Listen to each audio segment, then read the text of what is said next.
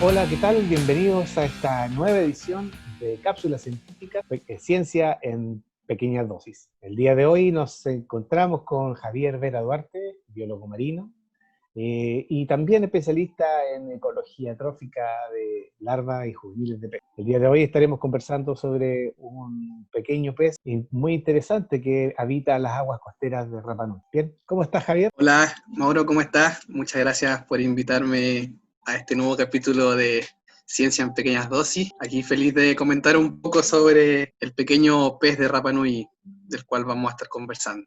Exactamente, del Paró, ¿cierto? De este pequeño góvido que podríamos decir que su vida es como esa frase de vive rápido, muere joven.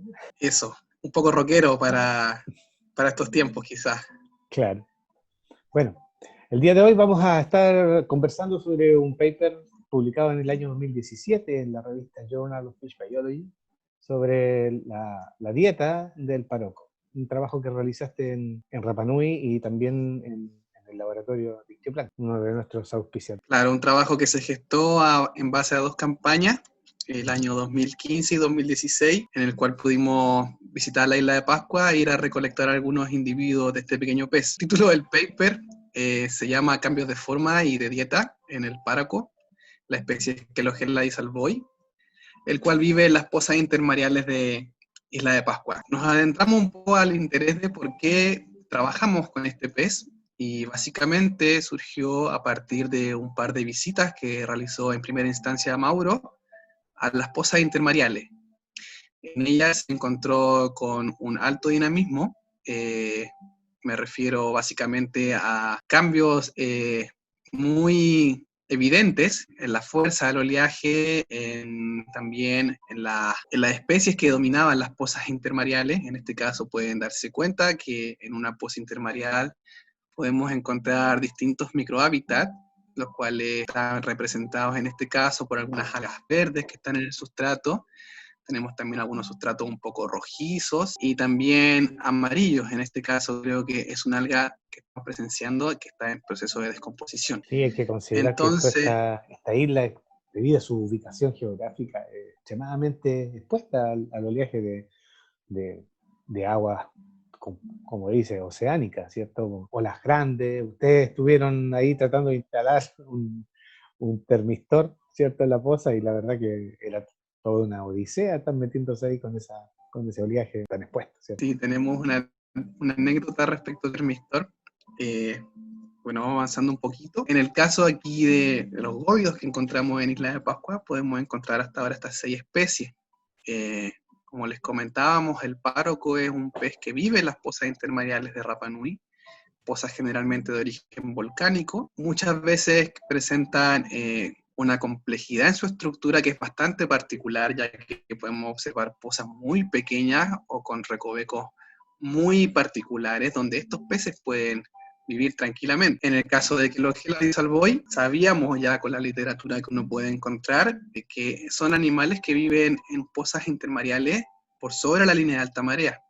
Eso quiere decir que están expuestos a un grado de secación y de salinidad bastante fuerte, por decirlo de una forma. Incluso, bueno, como les mencionaba, podíamos encontrarlos en pozas que a veces no eran más profundas que 10 centímetros. Entonces, eso ya, todos esos pequeños condimentos entre la particularidad del hábitat, la forma de vida de esta especie de pez, fue lo que nos llevó a estudiarlo, a saber qué ocurría y en este caso empezamos con lo que comían, cómo podían sobrevivir, qué comían, qué encontraban en las pozas intermareales, y eso lo relacionamos básicamente al cambio de forma que podría haber estado experimentando esta especie en vida diaria, es decir, respecto a cómo el tamaño, a medida que va creciendo, podría ir cambiando su forma. Claro. Y bueno, si este cambio de forma está relacionado o no quizás con un cambio de dieta. Tanto la alometría, digamos, en este caso puede ser ontogenética o estática, porque se consideran juveniles, adultos, y también la plasticidad fenotípica de la especie, que justamente como decías tú, está viviendo un ambiente muy dinámico y muy cambiante, y marcados gradientes térmicos y probablemente salinos entre el día y la noche. Así que, claro, sí, la hace justamente una especie modelo muy interesante para estudiar este tipo de procesos en islas oceánicas. Así que, bueno, dada la primera visita de Mauricio el año 2015, si no me equivoco, a principios de primavera puede ser, y de que Eh, pudo acercarse a las pozas y recolectar a algunos individuos, hicimos Septiembre-octubre una del segunda 2015. expedición. Sí, Eso, septiembre-octubre del 2015. Hicimos una segunda expedición en la cual pudimos aumentar el N, es decir, aumentamos el número de individuos para poder saber si realmente lo que estábamos encontrando era algo representativo. Entonces, a nosotros nos tocó ir en agosto del año 2016. Cabe mencionar que para poder muestrear las pozas intermareales intentamos adaptarnos un poco a las fases lunares. Entonces, buscamos aquellos periodos de las fases lunares donde las áreas son más altas y más bajas, para poder acceder a las pozas, en este caso, con un mayor grado de seguridad también, ya claro. que el oleaje es bastante fuerte, hay que un poco escudriñar ahí con medidas de seguridad. A grandes rasgos, en las dos campañas pudimos recolectar a hartos individuos, un total de 180 individuos, los cuales analizamos para poder publicar este trabajo. Lo que hacemos básicamente es llegar a la poza con una red de mano, los capturamos y les damos un anestesiante para poder sacrificarlos y así poder analizarlos en laboratorio. Hasta con En este cuchara se caso, podían dada la sacar. circunstancia, sí, hasta con cuchara, Sí, sí, porque es como son verdad, son recovecos tan pequeñitos, es que hay que de pronto usar hasta una cuchara, un borde de un cuchillo. Yo me acuerdo que utilizamos eso para poder recolectarlos cuando se podían entre medio de esos espacios muy pequeñitos. Ni siquiera esas redes de mano a ratos servían, digamos, en forma práctica, sino que era un poco hasta el ingenio, como para, con un dedo haciéndolos moverse hasta que saltaban sobre la cuchara ahí rápidamente al Ziploc con agua de mar. Sí, bueno, muchas veces las redes de mano eran, si bien eran pequeñas las que llevábamos, quedaban grandes para las pequeñas pozas. Así que, bueno, en este caso las expediciones fueron una aventura total. Nuestra logística estaba esencialmente basada en poder recorrer la isla en bicicleta, buscando las pozas intermareales, y también, obviamente, volviendo a ir a los sitios que tú ya habías visitado. Finalmente fueron los puntos que analizamos en el trabajo. Uy, Así que bueno, en Darwin. aprovechamos un poco la ventaja de LATAM de dejarnos llevar el doble de equipaje, o sea, en kilos, 46 kilos, y subimos las bicicletas. Luego de llegar, inflamos los neumáticos y nos dedicamos a recorrer un poco. Bien, otra anécdota de este viaje y en general de los viajes que nos ha tocado vivir con Mauro o en el laboratorio es que muchas veces mezclamos estas oportunidades con momentos para poder compartir con nuestra familia. En este caso, a mí me tocó poder llevar a mi madre, y a una persona que le gusta mucho trotar, así que durante gran parte de los muestreos nos acompañó. Eso fue bastante entretenido y muy motivador también. Sí, totalmente. Yo fui con el Teo y con mi suegro también, y él me ayudó un montón en la recolección de los peces, así que sí, apoya mucho la familia y justamente estas instancias sirven para hacer ciencia mientras la gente vacaciona. Claro, sí, ¿no? Y oportunidades de conocer lugares nuevos también. Así que bueno, recorremos la isla en bicicleta, generalmente a medida que nos da el cansancio también. No somos súper heroínas o heroínas que podemos recorrerla completa en un día. Así que bueno, esperamos las bajas mareas según la hora indicada y nos dirigimos a los lugares. En este caso, las fotos que estoy mostrando indican el camino hacia Baiju, que es una pequeña caleta que queda al otro lado del pueblo principal, que es Sangaroa. Podemos observar a Yani también acompañando. En este caso ya aquí estamos cerca de Baiju. Ese camino es muy lindo también, es muy Sí. recomendable hacerlo, en bicicleta sobre todo, ya que uno puede llegar al otro lado de la isla y a veces pedirle a la gente que anda en camioneta que te ayude en el retorno, haciendo los Moai también. Y bueno, Sí. aquí pueden observar cómo son las pozas intermareales o con lo que nosotros nos encontramos cuando quisimos estudiar el paro. En este caso la marea está bien baja, pueden observar una gran cantidad de pozas y es en ella donde podemos encontrar todos estos microhábitats que estábamos observando en las fotos anteriores. Aquí es donde utilizamos o las cucharas o las redes de mano para poder colectar estos pequeños individuos. Son bien pequeños, valga la redundancia, cabe destacar que el más grande que pudimos capturar no superó los 32 milímetros, así que trabajamos con organismos bien chiquititos. Y bueno, ya adentrándonos un poco más, empezando a preparar el ojo para poder encontrarlo fácilmente, practicando un poco.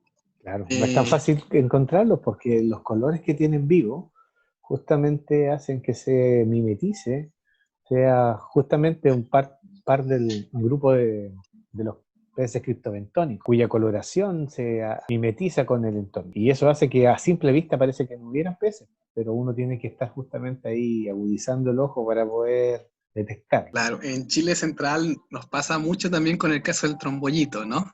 Sí. Que a veces nos acercamos a la poza también y tienen que pasar unos cuantos segundos para poder empezar a identificarlos más fácilmente. Un poco para dar a conocer esta complejidad estructural de la cual podemos hablar que está en las pozas termales. Podemos ver la presencia de corales, que ya de por sí pueden generalmente atraer una diversidad, una riqueza específica solamente de los corales. Y podemos ver unas tomas también. Esto fue fueron momentos en los cuales yo recién estaba un poco metiéndome en la fotografía también, me estaba un poco pescando el bichito, así que llevamos una cámara que nos permitió, parecía la GoPro, que nos permitió obtener estos registros. Acá en estas pozas también es posible encontrar a estos peces de la familia Culidae, conocidos como Culia notabunda, endémicos de Rapa Nui también, un Blacktail poco en más sobre inglés. el sustrato. Blacktail, como cola de Blacktail. bandera. Y bueno, aquí Yanni apoyando en este caso los muestreos nuevamente. Estas ya son las pozas de Angaroa, pero básicamente la metodología de trabajo era la misma en este caso. Esta foto es la que nos permite también siempre conversar tranquilamente sobre que estos peces sí pueden vivir o permanecer fuera del agua en este caso. Si Claro. bien pueden observar al centro de la foto, hay un pequeño paroco y vamos a hacer un acercamiento. Y es así como muchas veces uno lo puede encontrar fuera del agua, para lo cual usan sus aletas, las cuales han sido modificadas para poder dar pequeños saltos. Claro, las aletas pélvicas se han unido para formar una Aletas especie de pélvicas. disco suctor que les permite saltar, moverse contra las corrientes. Tanto el paroco como géneros, digamos, de la familia Bovidae tienen esas caras. Claro, eso lo ha hecho ser muy eh, importantes y variados, ¿cierto?, dentro del Indo-Pacífico. No así acá en Chile Central, que la agua es muy fría y tenemos un solo bóvido, pero en el resto del Indo-Pacífico es una de las familias más diversas dentro de las teleósteas. Bueno, acá tenemos un poco más de sustrato, en este caso en las pozas, de los colores que nos podíamos encontrar. Son los recovecos que uno también puede observar, con los cuales utilizamos las cucharas. Luego del muestreo, dejamos también, o de la primera visita, porque hicimos varias visitas al sector, dejamos puesto un termistor en el caso, y la idea era un poco poder registrar la señal de la temperatura que se encontraba en ese momento, dándole forma al hábitat de los parocos. Y fue donde ocurrió la anécdota, porque claro, obviamente el primer día donde estaba planificado que la marea fuese baja y estuviese, entre comillas, tranquila, fue muy fácil instalarlo, pero cuando tuvimos que ir a recolectarlo se hizo un poco difícil porque la Claro. marea ya era totalmente contraria, alta y bajo el efecto de mucho oleaje, ya que ocurre mucho en la isla que a veces un sector puede estar muy tranquilo y privado de viento, debido a la forma de la isla, mientras que en el otro puede estar dándole el viento más intensamente y eso puede modificar las condiciones del oleaje. Ese fue el día en que volvimos a recuperar el termistor, ya un poco más abrigados, con cortavientos, para enfrentar un poco el clima que nos estaba, Sí, que estaba presentando la isla en ese momento. exacto. No, si la isla Así te da que, esas sorpresas, esos cambios abruptos de clima no son tan típicos, no son típicos, por ejemplo, en Chile Central, en Chile Continental. En Rapa Nui hay cambios de un día a otro, de la mañana a la tarde, ¿cierto? Puede estar lloviendo y en la media hora está con un sol espectacular. Esa es la magia, digamos, claro, de Rapa Nui. Pero también genera desafíos justamente para trabajar y bueno, mira, acá hay un pequeño contraste. Esto fue lo que nos encontramos ya después, el día que fuimos a recuperar el termistor, y acá tenemos la primera foto que ya habíamos visto, en el cual se puede observar la diferencia. En este caso, si se notan, todas las pozas Sí, que están aquí al sector de la derecha, ya en este lugar desaparecen. O sea, este fue el momento en que dijimos, ¿dónde está el termistor? tenemos que recuperar. Y gracias a las habilidades de Yanni, que tiene mucha experiencia en las pozas intermareales, porque creció muy cerca de arrecifes rocosos, aquí en Maitencillo, pudo bajar, ser rápida, ya la teníamos pegada, así que él obtuvo la roca, la recogió, tuvo que meter las manos al agua igual, recuperado. Uf. Sí, nos pusimos un poco nerviosos igual, porque la idea era recuperarlo. Nunca nuestra idea es perder datos en este caso, y menos un termistor también. Claro. Tampoco queríamos dejarlo de recuerdo en la isla. No, hay que evitar desechos, que sean desechos científicos. Así que, bueno, esa fue la primera parte de la expedición y cómo obtuvimos estas muestras. Luego vino todo lo que es el trabajo en laboratorio y como mencionamos o mencioné en el principio, nuestra idea principal era ver un poco los cambios de forma que podían estar teniendo estos individuos en las pozas intermareales. Así que utilizamos la reconocida técnica de la morfometría geométrica y para ver de qué se estaban alimentando estos individuos, utilizamos contenido estomacal, análisis de contenido estomacal. Que ambos lo hicimos bajo la lupa. Nos mencionamos también que mandamos unos cuantos individuos al Museo de Historia Natural. Y siempre es bueno depositar ejemplares en los museos que estén disponibles, porque siempre es bueno dejar un material de referencia. Es una muy buena costumbre. Está siendo repetida, así que eso es bueno para estudios posteriores. Y bueno, la morfometría geométrica, en este caso, se trabaja en base a landmarks, que son puntos homólogos que uno puede encontrar en todos los individuos. En este caso, para que nos hagamos una idea, pueden observar los puntos homólogos, donde pusimos los landmarks, que después nos ayudarán a entender si existieron o no cambios morfológicos en estos individuos. Cada uno de los landmarks obviamente tiene su nombre un poco más técnico, en este caso, porque hay que definirlos también para poder publicar. Aquí ustedes pueden ver, vamos a hacerlo un poco rápido igual, quizás los más fáciles. El landmark número 3, por ejemplo, es el centro del ojo. El landmark número 10, por ejemplo, es el ano. Son generalmente características que tienen todos los individuos y que son fácilmente identificables, lo cual después nos ayuda a poder hacer estas comparaciones entre individuos. Nos encontramos en la dieta, principalmente y a grandes rasgos, es que comen mucho, ¿cierto, Mauro? Voraces. Son unas verdaderas Comen muchas aspiradoras. presas, claro, unas aspiradoras, pero muy eficientes. Creo que llegamos a encontrar individuos que tenían hasta, creo, cerca de 300 presas. En un Y estómago. estas presas podían estar constituidas de crustáceos, caso copepobarpacticoideos, que son muy comunes de encontrar en las presas intermareales, disculpa, son muy exitosos. Sus huevos también. La imagen que Y vemos a la además izquierda. nos encontramos con, claro, a la izquierda sí, también nos encontramos con isópodos. Isópodos, bueno, fue todo un mundo en verdad lo que nos encontramos en las guatas de los parocos, porque Insectos. tienden a alimentarse de distintas presas y muy variadas. Encontramos insectos, larvas, generalmente otros crustáceos como tanaidáceo. Aquí a la derecha pueden ver ostrácodos, pueden observar también al medio que hay una cabeza quizás de un insecto, medio estuvo Ingerido. descabezado, claro. Ácaros también. Todo una anécdota también porque nos comunicamos con un especialista, una profesora especialista en Alemania de los ácaros, que nos pudo ayudar a identificar la familia. Y también, bueno, encontramos estos cirros de cirripedios, que son los que generalmente utilizan para alimentarse. Eso entonces, Zooventívoros. con esta investigación, zooventívoros, sí, que técnicamente, o sea, básicamente lo que significa es que comen presas asociadas al fondo de la poza intermareal. Uh-huh. Y bueno, respecto a los cambios de forma, ocurrió algo bien curioso. Cuando hicimos el análisis de los cambios de forma, nos dimos cuenta que habían individuos que tenían la sección o la parte de la boca, aparato mandibular, o hacia arriba, orientado hacia arriba, hacia los ojos, o orientado hacia abajo, en este caso hacia el suelo o hacia el mentón. Cuando hicimos los análisis correspondientes para saber si quizás ese cambio podía estar relacionado a la dieta, los resultados arrojaron que sí, que en este caso los individuos que tenían este aparato mandibular o la boca más hacia arriba comían más, en este caso, copépodos, arpacticoideos. En el caso de los individuos que tenían la boca o el aparato mandibular hacia abajo o hacia el mentón, se alimentaban un poco principalmente de molusco en este caso, y encontramos muchos gasterópodos y bivalvos. Sí, eso es un resultado interesante porque mostraba entonces que dentro de esta plasticidad fenotípica que tiene el animalito, es capaz de presentar formas, ¿cierto? corporales que tienen una cierta funcionalidad. Y eso yo creo que es una cosa interesante de seguir estudiando con respecto a esta especie. Además de que tiene esta característica de que al parecer vive poco tiempo. Si los análisis que hemos hecho de otolitos en esta especie dan cuenta de que vive no más allá de 160 días.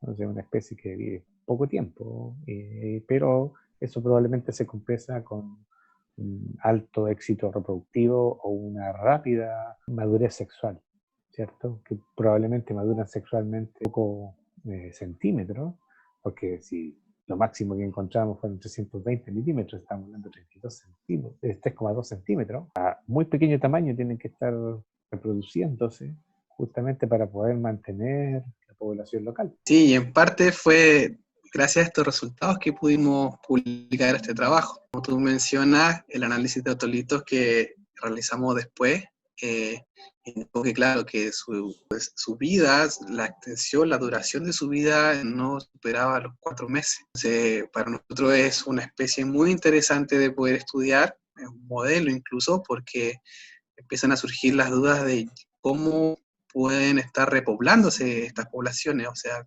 cómo pueden estar en algún minuto los huevos eclosionan, salen las larvas, y estas larvas van a la columna de agua que está alrededor de la isla y rápidamente deben regresar a la poza intermareal. Claro, Parecer están son casi en 20 la mitad días, de su ¿no? vida, hay que volver y reproducirse. Ahí lo interesante es qué mecanismos tendrían las larvas durante esos 20 días de vida para evadir la advección fuera de la isla. Porque si se van de la isla, no tienen dónde asentarse. Ese es el gran problema de vivir en una isla oceánica. Entonces, algunos mecanismos son, por ejemplo, que las larvas, una vez eclosionan de los huevos, se forman parches muy cerca del fondo, muy cerca de, digamos, del sustrato rocoso. Y generalmente se asocian a lo que se llama la capa límite, que es la intersección entre dos densidades distintas, entre la densidad del agua y la densidad del fondo. Ahí se forma una capa muy delgadita, cuantos centímetros, que tiene muy baja turbulencia. Entonces, si se ubican en esa zona, probablemente no van a ser afectadas por corriente y va a haber advección. Pero como esta especie vive en el intermareal, debe sí o sí la larva al menos salir al submareal. Entonces yo creo que ahí se genera una pregunta interesante de dónde están esas larvas, cómo hace la especie para sobrevivir durante ese primer mes de vida, digamos, de los 4 meses de vida. Pero, sí, justamente muy interesante esta especie, digamos, para usarla como modelo. No es difícil de acceder a los adultos, es una especie abundante al parecer alrededor de la isla. Tiene muchas ventajas y que consideramos que puede ser una especie muy carismática, interesante y que puede reflejar también la dinámica de otras especies que también habitan en la zona, que también que es rica la diversidad de especies endémicas y costeras, ¿cierto? Alrededor de Rapa Nui. Comparado en diversidad con Chile continental, es mucho más diversa, mucho más rica, ¿cierto? Si lo comparamos la parte más del Índica, ¿cierto? O más del Pacífico, más al Indo-Pacífico, ahí ya no es tan rica, ¿cierto? Hay una menor diversidad que en esa zona, pero sin embargo es un hotspot de biodiversidad. Bien, Javier, muy interesante artículo, ¿cierto? Que hemos conversado el día de hoy. Y bueno, antes de irnos quisiera pedirte si nos pudieras contar sobre el grupo que tienen ustedes. ¿Qué es Proyecto Huiros? Sí, claro, somos un grupo de amigos y amigas, biólogos marinos, buzos y fotógrafos submarinos, y trabajamos básicamente en acercar un poco a la gente a lo que es una comunidad de bosques de cuiros y a que reconozcan un poco su importancia, como en este caso los bosques de cuiros, los kelps, la Lawsonia trabeculata, Macrocystis pilífera, son capaces de albergar una gran cantidad de organismos. Y nosotros lo que queremos un poco es expandir este conocimiento a las personas para que podamos tener todos un poco más de conciencia y hacernos un poco cargo de cuidar estos ecosistemas. Eso es lo que básicamente hace el proyecto Wiro en este caso. Estamos en etapas iniciales aún, tenemos Instagram y Twitter también, por si nos quieren seguir, Proyecto Wiros. Y bueno, la idea es eso, que a partir de las herramientas que tenemos como biólogos marinos, los conocimientos que adquirimos en la universidad, las experiencias de asistentes de investigación en proyectos y el uso de herramientas audiovisuales como las cámaras nos pueden ayudar un poco a que la gente se dé cuenta que hay un lugar muy productivo, único en este caso en las costas de Chile. Entonces, eso es lo que intentamos un poco difundir en Proyecto Wiros por ahora. Fantástico. Bien. Muchas gracias entonces por estar en este nuevo capítulo de Cápsulas Científicas, ¿cierto? Muchas Ciencia en gracias a pequeñas ti. dosis. Y bueno, esperamos vernos entonces en el próximo capítulo de Cápsulas Científicas. Hasta luego. Chao. Muchas gracias, que esté bien.